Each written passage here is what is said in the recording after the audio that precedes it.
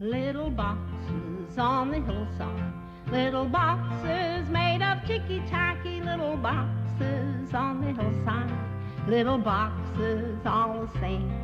There's a pink one and a green one and a blue one and a yellow one, and they're all made out of ticky-tacky and they all look just the same. All right, A-Pushers, welcome back. We're at another episode here. It's going to be a nice, quick one. We're going to go quickly, and we don't got a lot to cover. We're going to be talking about the presidency of Harry S. Truman after the war. This is going to include post-war prosperity or reasons why the economy was doing well in the 1950s. So we'll get right into it. We're not going to read the quote because the quote's about the Cold War, which is also happening at this time period. That's a period of tension between the United States and the Soviet Union, but we're going to be focusing on the domestic issues at this time. So post-war America, World War II changed just like World War I. So there's going to be a lot of comparisons between post-World War I and post-World War II. Just like World War I had profound impacts on American culture, like the great migration of African Americans from the rural South to the urban North, and the changing role of women when they got the right to vote, and the jazz age, et cetera, et cetera, et cetera. So too, post-World War II has a huge, or World War II has a huge impact on American society as well.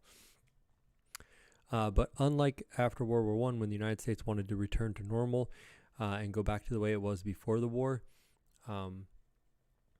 after World War II, they do not want to go back to what it was like before World War II because, if you guys remember, students, what was happening before World War II? That's right, the Great Depression. So no one wants to go back to the Great Depression, so they're going to accept a changed role in the government. If we remember, the New Deal changed the role of government into job provider, economic regulator, and welfare provider. That was the lasting legacy of the New Deal. In foreign policy, the United States was not going to go back to isolationism either. So we're not going to return to laissez-faire or isolationism. So we changed from isolation to a military superpower and leader in world affairs. This is known as internationalism. U.S. participation and creation of the United Nations is an example of internationalism. So is the United States participation in the World Trade Organization, the WTO, and the World Bank would be also examples of, and the International Monetary Fund, the IMF. That would also be examples of internationalism. Post-war economic prosperity caused by increased per capita income, pent-up consumer demand for cars and houses, government road building projects, the GI Bill of Rights, and the baby boom. Achieved the highest standard of living of any society in history, and not just any history, but in all of history, according to your textbook.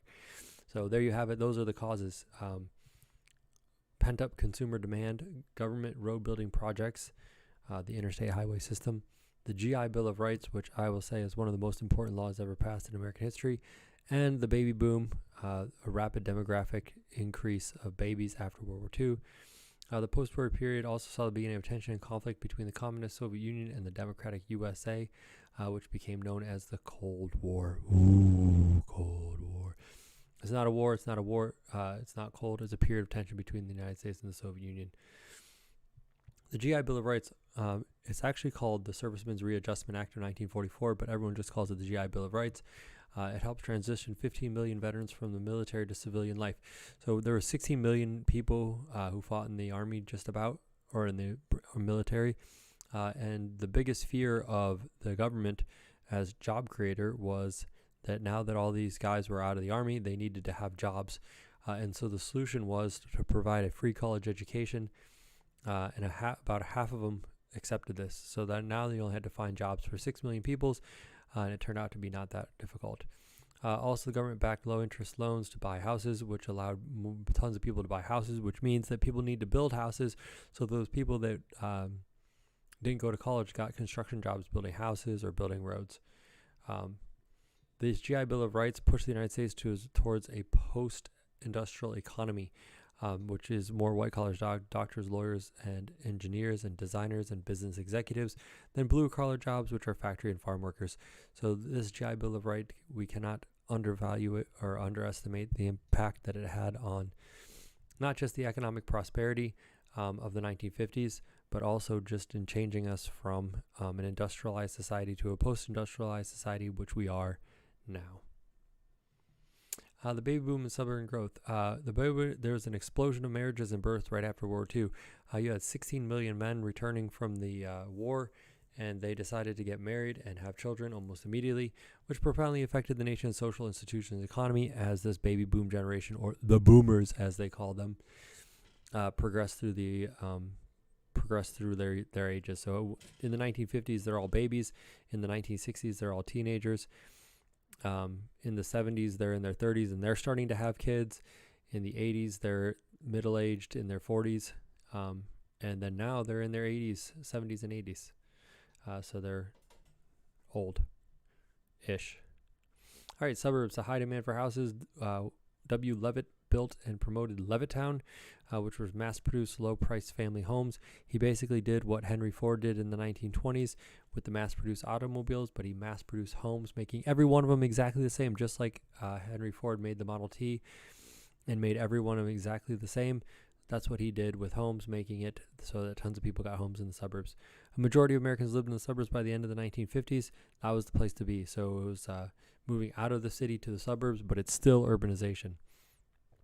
The suburbs were cleaner, had more space, better schools than the inner cities. Road construction, especially the creation of the interstate highway system, which we're going to talk about in the next chapter with Dwight D. Eisenhower, and automobile made it easy to live in the suburbs and drive to the cities for work.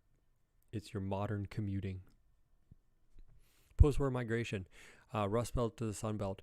So we see a huge shift in where people live in the United States, a demographic shift. So after World War I, we saw the Great Migration, which was African Americans from the rural South to the urban North. And now we see the migration of the Rust Belt to the Sun Belt, the Rust Belt being the Northeast, where all the factories used to be. But as we move to a post-industrial economy, the jobs aren't in the factories anymore, right? And so then you move to the Sun Belt, which is in the South and the West. With the movement of millions of people, ultimately political power will shift from one region to another. So we're going to see presidents are going to start coming from the South and the West, where the most people are, and also political power will shift to those regions, like Texas. Post-war politics, economics, and civil rights. Truman was a moderate Democrat. In the like his predecessor, I guess he was more moderate than FDR. He boosted basic honesty, unpretentious. He famously said, "The buck stops here." He continued the New Deal traditions of his predecessor, FDR. One significant thing was the Employment Act of 1946, which created the Council of Economic Affairs, continuing in the idea that the government should be a job creator and economic regulator.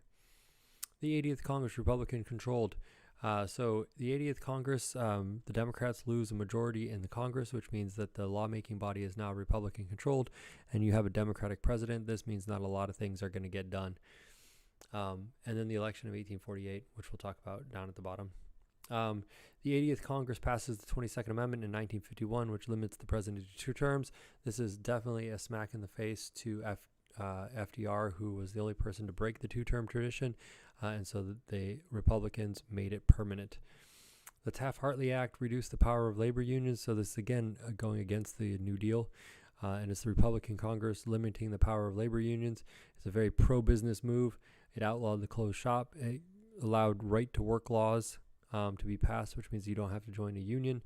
It outlawed secondary boycotts so that different people couldn't boycott the same thing.